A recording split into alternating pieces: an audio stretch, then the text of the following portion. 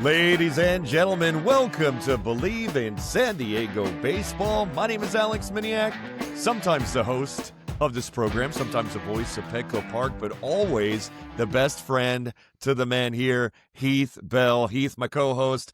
Heath, it's good to see you. I feel like I just saw you at a Savannah Banana game not that long ago. Yeah, it was a good time. Had a good time. It was a good time. Well, we were back to playing regular baseball at Petco Park, Cincinnati Reds, and Colorado Rockies. Reds, we did not take that series, but the Colorado Rockies, we did take that series. We took 3 or 4 to finish the homestand, 4-3, and we had some nice little milestones. Dylan Cease recording his 200th strikeout on Saturday. That's the 5th consecutive season with 200 or more. Very impressive. And Tatis robbed his 30th base of the year on Sunday.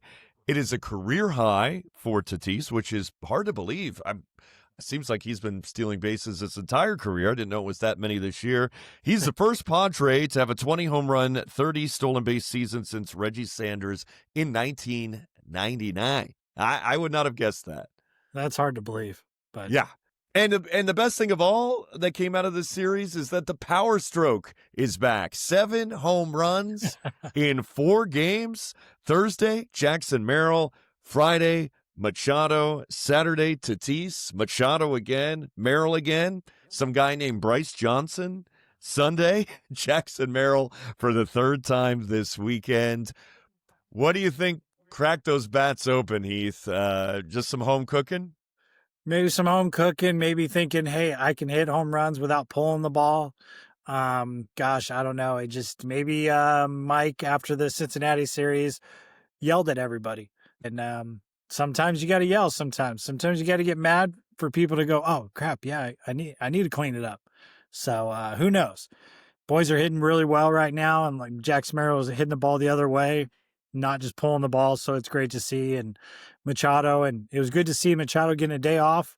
Yes. Almost having like 3 days off because it's a day game and an off day and then a night game. So it's almost like he has like half a week off. So his legs will be under him for the last 2 weeks of the season. So it's just the boys are playing really well. Hopefully they can keep it up. Yeah, and I think that was understated too, how much Manny needed a day off. This is a guy that plays every day, plays healthy, plays hurt, always out there. He's always swinging hard. And maybe he was just a little tired, like just sit me down for a little bit. I think Machado realized, hey, he plays through it. He's a tough guy, plays through just about everything. I think he realized I need a break. Yeah. And I think at first they probably came to him and he was like, no, I got it. And then I think he realized, yeah, let me, there's an off day coming up, day game. Let's take a break here. Sometimes you got to take a breather. So. And I do want to tip my cap to the other side too. I know Colorado's having a historically bad season, their worst season in franchise history, but there's some talent in Colorado. Mickey Moniak, all right, this kid was a first overall pick of the Phillies in 2016 out of La Costa Canyon, Carlsbad kid. He makes the big leagues in 2020. He gets shipped off to the Angels for an over-the-hill Noah Syndergaard in 2022. He's then released by the Angels this year, signs with Colorado this season. He's having a very nice year, 261, 21 home runs, 2 of them on Sunday. I believe he was 4 for 4 at the plate on Sunday versus the Padres. Getting some playing time, getting some consistency, that's a good thing to have if you're a player, right? A young player. Yeah, here's the thing. I know Mickey Moniak. I know him since he was 10 years old. When I was playing, he was just a runt that I used to went on a couple trips with some families to Fiji and big surfing, group. And he was one of the kids running around. So I know Mickey Moniak. I've seen him pretty much his whole life. The kid can play. He kind of was overshadowed a little in Philly. And then in Anaheim, I think they just weren't playing. He did play a lot last year, but I just don't think it was the right situation. Moving here and then Trout and over there. And I think Colorado's kind of find a helm for him. But I think he'd be, I told the Padres a couple years ago to go get him. He didn't get him, but he's putting up a pretty good season. He's going to be a really good center fielder. So he's not going to be like the best around, but I think he'll make an all-star team or two. And, the kid can hit and the kid can play. He just needs a good coach to kind of mentor him and let him do his business. And I think he'll turn out to be a really good ball player. Yeah, I mean, it was a one-year deal with Colorado to kind of get his legs back underneath him again, and he'll have his pick of the litter, I guess, coming up in the hot stove season and going into spring training about where he could go. Well, for the record, Heath, a Mickey Moniak and an Alex Miniak. We could be brothers. We're just one letter apart. So there you go. We're both cool guys. Well, speaking of cool guys, we're bringing in Sam Levitt. Sam is our pre- and post-game host for the Padres Radio Network on 97.3 The Fan. Sam, we brought you on to talk postseason possibilities. Two of those seeds are locked up, Milwaukee and Philadelphia. But, I see every day. I want to know a little bit more about you. I know you're a guy who spent 7 years in the minors. I spent 6 in the minors. Talk about your story first and foremost, because I know that road to the show from our broadcaster and announcer perspective. I would love to hear your experiences in a nutshell. Yeah, and thank you for having me, guys. I appreciate it. Yeah, I mean, I'll sum it up as quickly as I can. There were a number of different stops along the way. I spent 3 seasons in the Independent Frontier League with a team called the Gateway Grizzlies. They were on the Illinois side of the Mississippi River in the St. Louis area. Then I was with the Corpus Christi Hooks for 2 seasons. They were the Double-A team of the Astros in 16 and 17, in 17 and 18. And then I was with the Amarillo Sod Poodles, which were originally a Padres affiliate in 2019 when the team was founded in a brand new ballpark in Amarillo, Texas. And I was there 2019. We didn't have a minor league season in 2020. And then 2021 when they became an Arizona Diamondbacks affiliate. And then, as you guys know, I started with the 97.3 The Fan and the Padres broadcasts in the 2022 season. So, yeah, it was a long road. It was a fun road. I mean, I so enjoyed all the different stops and people and players and other broadcasters I met along the way. I wouldn't trade it for anything. I mean, it was an incredible experience. It's been an incredible journey. I got to travel around the country and go to, towns as somebody that grew up in the New York City area that I never would have imagined having gone to and spent time in. So it's been an amazing journey, and I loved every second of the minor leagues. I really did, and I feel blessed to have experienced it all and had all the different stops that I've made along the way. What was your favorite mascot at all those minor league, or favorite hat? Yeah, that's a good question. The Sod Poodles won in Amarillo. I mean, that was hard to top, quite honestly, the team I worked for, and it created a lot of headlines when the team got named, because everybody was like, well, what the heck is a Sod Poodle? And it's a prairie dog, and the logo and everything. So that in and of itself, and I was there for the launch. I was there in their inaugural season in 2019. And that was certainly a big part of that season, was just the brand itself and the introduction of the brand. And people in Amarillo there were definitely some people that were not fans and kind of lukewarm about it. But one of the really cool things about that was seeing how people really embraced it as the year went on. And once the baseball players took the field and once we got rolling, how people really embraced that whole identity and the Sod Poodles logo and the gear and everything. Was actually one of the cooler experiences I think I had in my time in the minors, was watching that first season in Amarillo. And we won the Texas League Championship as a Padres affiliate, which was also pretty cool. So actually, Heath, I would say probably the one that I was there for the introduction of, which was the kind of weird, wacky Sod Poodle name and logo. Cool. That's cool. The farther I am away from my minor league career, the more I appreciate it, the more those stories I realize they honed me into the announcer and broadcaster and marketer and everything and all the above that I am today. And I really appreciate those times. Amarillo, been once. Big Texan Steak Ranch. I got to imagine you went there a couple times, right? I did. I never did the 72-ounce steak challenge, but I have been I have been to the Big Texan, and I enjoyed Amarillo. I enjoyed Corpus Christi, another city in Texas that I spent a couple of years in. And yeah, Amarillo was a cool place, and beautiful ballpark downtown. And yes, I've been to the Big Texan. And a lot of people know this about you too. At Sammy Lev on every social platform. We're giving you a plug. And this is a question. How did you master social media the way you have? I mentor sports media students. I'm actually going back this week to the University of Florida to do some mentorship and some one-on-ones and guest lecturing classes. We preach social media and networking and being out there. You, my friend, are the masterclass of it. How did you do it? How did you crack the code? And how are you doing it so well? I need to know. Heath and I need to know because we need some followers for this show. Yeah, I mean it's an interesting question. For me, I would say two things. Number one, ever since I started working in this stuff, even when I was in college, even when I was first working in the Frontier League, in my first baseball jobs, I would even go back before that because I worked in the Cape Cod Baseball League when I was in college for 2 summers in 2012 and 2013. And even back then, I think, and it was a bit of a different thing back then, even more than a decade ago, because it would just, even in the last decade, you guys know, it's all changed so much, even in that short amount of time. But we were, even back then, very social media focused as far as like just small examples where, we would do audio broadcasts, but we would make sure we were always putting stuff on video and putting it out on YouTube and social media. And not every team was doing that. I don't know.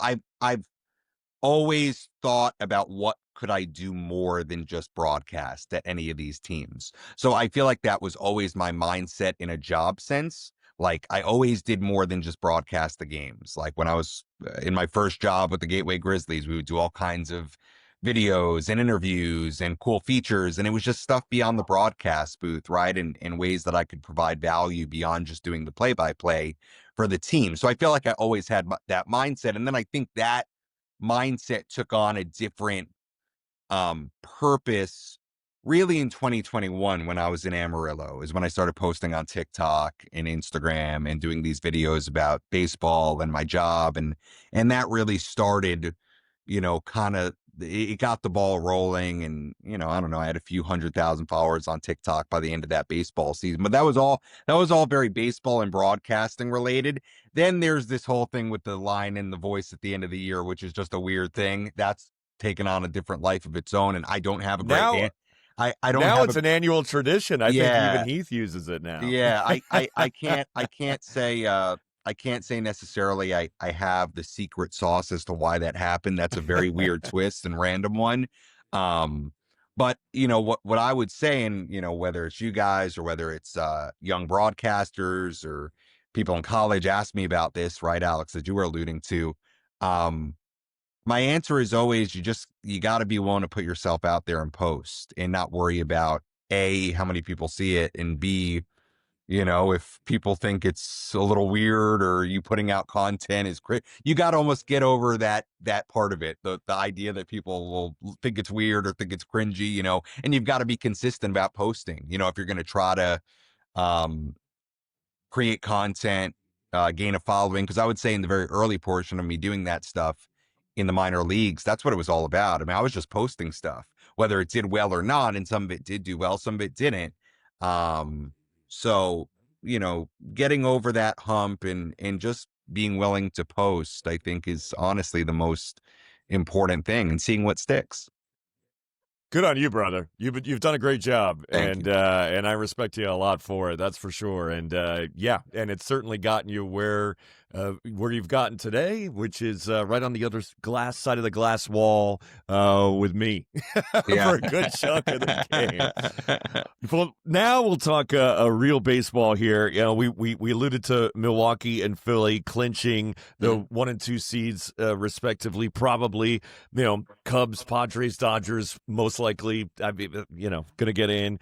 Mets are hanging on for their lives. Padres facing them in New York. That's interesting. And then we have the Giants, the Diamondbacks. Nobody really saw that coming. And the Reds still in the mix. it could really come down to the wire. I mean, it gets. I know Heath and I talk about this every week about how it's shaping out, and I feel like we have a different headline every week as to how it's shaping out. I guess that's baseball, right? Mhm. How do you see it? Yeah, I mean, I think right now the question for me is really about that last spot. I mean, I don't view the Padres as in danger of missing the postseason with where they are in that second spot. So to me, the Padres are chasing the Cubs and they're chasing the Dodgers, right, for the division, and you're sort of Yeah. desperately trying to get a home series. To me, the big question, just in the general baseball sense, beyond the Padres, is about that final spot. Because aside from Pete Alonso having a big swing today, the Mets, I mean, have been crumbling. The Reds take 2 out of 3 against the Padres, and then they can't win a game in Sacramento against the A's. The Giants, couldn't be beat, and then they lose 2 to the Dodgers, and all of a sudden the Mets are back to a game and a half up. And the series coming up this week between the Mets and Padres is a huge series. I think it's from just a pure making the postseason standpoint, it's obviously a bigger series for the Mets. However, also in this sense, if you're the Padres and you don't play well and the Mets do, then all of a sudden that race for the number 2 wild card spot could get kind of interesting, right? So the Padres need to need to take care of their business. And I think if they do that for the most part, they're going to be just fine as far as avoiding at least being in that last wild card spot. But it's fascinating that, I mean, Arizona, when you looked up today and you're like, where did they come from? And to me, that last spot is anybody's spot right now because of the way the Mets have played and the fact that the Giants and the Diamondbacks and the Reds have played well enough to work themselves into that position. And obviously the Padres play into it as well. But to me, they're in a different spot than the Mets are because of that obvious 5-game cushion they have over them right now. But still, even for the Padres, it's obviously a big series this week. Would you say, let's just say, like the Giants or Diamondbacks or the Reds got into the playoffs, took the Mets spot or whoever. Mm-hmm. Do you think they're the most dangerous team this playoffs because they got there and they've Yeah. had to play so well at the end? Heath, it's such a good question, right? Because I don't, it's so funny about the Giants when they played the Padres in August, whatever it was like 7 times in a week and a half. They had those 2 series really close to one another.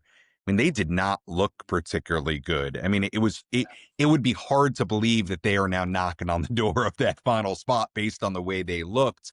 But as you guys know, the postseason can be so unpredictable. And to your point, we've seen teams just get in and get hot at the right time and go on a run to the World Series, right? And Yeah. that is totally possible for a Giant team or a Diamondback team or a Reds team or even a Mets team that hasn't played well really when you look at it for a couple of months, even more than that, 3 months. But, if the Mets start playing well in the final 12 games of their season, it's a 3-game wild card series. Who's to say they don't play the Dodgers or the Padres in that first round and they go on some sort of magical run? So I think to the larger point is obviously it is about getting hot at the right time. And, there always seems to be I don't want to say advantage per se, but if you're another team, a little bit of fear that a team that just gets in and has to, scratch and claw to get in is going to be that super hot team that comes out of nowhere. And the wild card series are so short. The 5-game division series are so short. It makes it so unpredictable. So we'll see. It's a great question, to see if one of these teams, the Mets, because somebody's going to have to get hot, essentially, right? The Mets, the Reds, the Giants, the Diamondbacks. If one of those teams, whoever does get hot, see how they do when they get in. It's a fascinating question. Well, the Diamondbacks have done it before, made a run Yeah. to the World Series. I'd love it if it was us. But wouldn't it be something if the Mets don't get to the playoffs and Juan Soto was not an all-star in the same season? I mean, that's I feel wow. like you're rooting for that right now. I was a Mets fan. Maybe I just root for disappointment because it's in my DNA, I feel like the Padres, if they get hot, they can take the division because the Dodgers are just kind of lingering. Yeah. Yeah. That would be really interesting to see if the Padres took the division and then the Dodgers have to get in the wild card. And how are they going to end up? Because they're just not playing well. Right. Especially the bullpen looks horrendous right now. Yeah. Well, no doubt. I mean, the Dodgers have certainly left the door open for the Padres. Now, unfortunately, the last couple of days, the Padres, take care of their business against the Rockies. The offense looks so much better. And quite frankly, the Padres did what they should have done against the Rockies the last couple of days. And I think the starting pitchers they were facing, but then the Dodgers go and win a couple of games. And you still have to make up quite a bit of ground in 12 games. I think it's fully 3 games. possible because because you still have a Mets team that's struggling coming up. You still have a White Sox team on the road. Then you come home and you play a Brewers team that may have the number 1 seed wrapped up by the time you play them. So who knows? Diamondbacks team, obviously, that's surging right now. So it's a bit, there are soft spots to the rest of the 12 games remaining, but there are some tougher spots too. I still think it's wholly possible that the Padres can go take this division. Obviously, they're going to need some help by the Dodgers not playing well down the stretch. The Padres need to. But I'm with you guys. I would love for them to play at home. They've been an excellent home team all year. We all know how great the atmosphere is and the fans are. And I do think in the postseason, that stuff matters, at least from my vantage point. And look, just by the record, they've been a better home team, and you would love to somehow, some way get that series at home, whether it's surpassing the Cubs or it's surpassing the Dodgers, which the Padres have work to do in both those respects. But with 12 games left is still on the table. Well, we'll be watching for sure. I mean, these next few games, we're going to be. Who knew that even the Arizona series to end the season would be something that's must-see TV at this point? But that's baseball. That's 162, baby, all the way to the final wire. Well, we've been doing something on this show called the Friar Fave Award. It's the fan favorite of the year. We have named 3 nominees so far. We have the 4th one coming up. If you want to stick around, Sammy, I'd love to get your feedback on our 4th nominee, and maybe you throw in a vote for our Friar Fave Award winner. And fans, you can vote for your Friar Fave Award winner. Try saying that 10 times fast at believeInSD.com. That's our website, BLEAVINSD.com. And don't forget to give us a follow while you're on the internet at any of those locations like Apple Podcasts or Spotify or iHeart.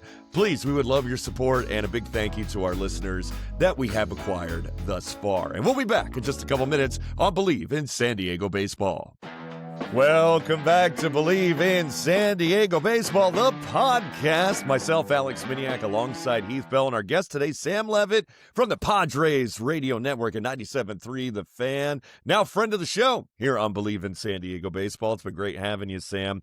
We have something here again called the Friar Fave nominee. This is the fan favorite vote. It's somebody who may not be an all-star, may not be an all-timer, may not have won any kind of award, but has still won the hearts and minds of the Friar faithful. And we have done Gavin Sheets so far. We have nominated Jose Iglesias. Last week, we nominated David Morgan. And this week, it is Jeremiah Estrada, who I consider really the man of the people, right? He comes out on the mound to Volver to a raucous applause. I mean, one day he's hanging with Little Rob doing hip-hop. The next one, I see him on Reddit at the Sprouts over by my house. I mean, he is out and about. I mean, Coachella Valley kid, drafted by the Cubs, picked up by the Padres, starts off his Padres career with 13 consecutive Ks, a new record, and really has just settled in as a top-line reliever for the Padres and somebody you can rely on.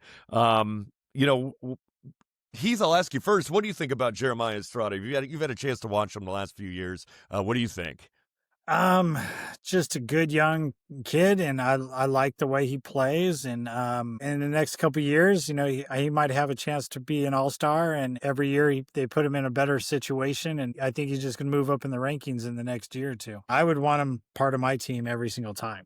Yeah, he's just one of those fun guys. I see him in the tunnel post game, and Sammy, I'm sure you've talked to him numerous times. He seems as genuine can get, and it's one of the reasons the fans love him.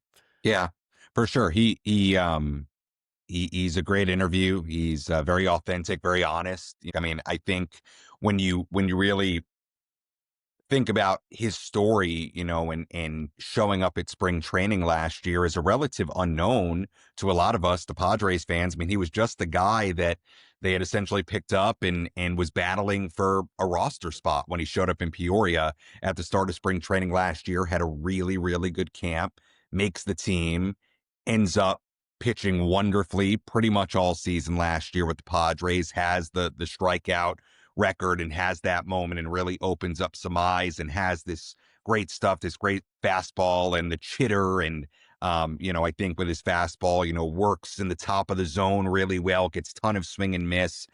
He's been great. He really has. I mean, his stuff is electric. I know maybe the past month or so it's been a little bit more up and down for him, but look, the bottom line is I think the Padres are going to need him to really step forward in that bullpen because of the loss of Jason Adam. It means everybody else is going to be relied on, in an even more significant way. So Jeremiah has been terrific. I think he's a wonderful story for this organization with the way they found him and the way he's thrived in San Diego.